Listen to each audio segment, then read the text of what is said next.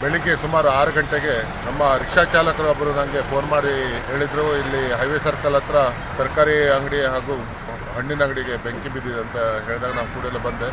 ಬರುವವರೆಗೆ ತುಂಬ ಅನಾಹುತ ಆಗೋಗಿತ್ತು. ಕೂಡಲೇ ಅಗ್ನಿಶಾಮಕರದವರು ಬಂದ್ಕೊಂಡು ಬೆಂಕಿಯನ್ನು ನಂದಿಸಿದರು. ಆದರೆ ಅಂಗಡಿ ಸಂಪೂರ್ಣ ತರಕಾರಿ ಅಂಗಡಿ ಅಂತೂ ಸಂಪೂರ್ಣ ಸುಟ್ಟು ಕರಕಲಾಗಿ ಹೋಗಿದೆ. ಬದಿಯಲ್ಲಿದ್ದಂಥ ಗಣಪತಿ ಹೇಳುವರ ಹೂವಿನ ಅಂಗಡಿ, ಗೋವಿಂದ ಶೆಟ್ಟಿ ಹೇಳುವರ ತರಕಾರಿ ಅಂಗಡಿ, ಮಂಜುನಾಥ್ ಹೇಳುವರ ಚಹಾ ಅಂಗಡಿ ಸಂಪೂರ್ಣ ಸುಟ್ಟು ಹೋಗಿದ್ದರಿಂದ ಅವರಿಗೆ ತುಂಬ ನಷ್ಟ ಆಗಿದೆ.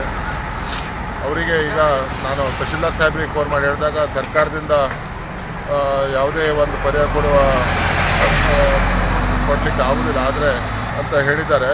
ಈಗ ನಾನು ಶಾಸಕರಿಗೆ ಈ ಬಗ್ಗೆ ತಿಳಿಸಿದ್ದೇನೆ. ಶಾಸಕರಿಂದ ಏನಾದರೂ ಪರಿಹಾರ ಕೊಡಿಸ್ಲಿಕ್ಕೆ ಅವರಿಗೆ ಪರಿಹಾರ ಕೊಡಿಸ್ಲಿಕ್ಕೆ ಪ್ರಯತ್ನ ಕೂಡ ಮಾಡ್ತೇನೆ.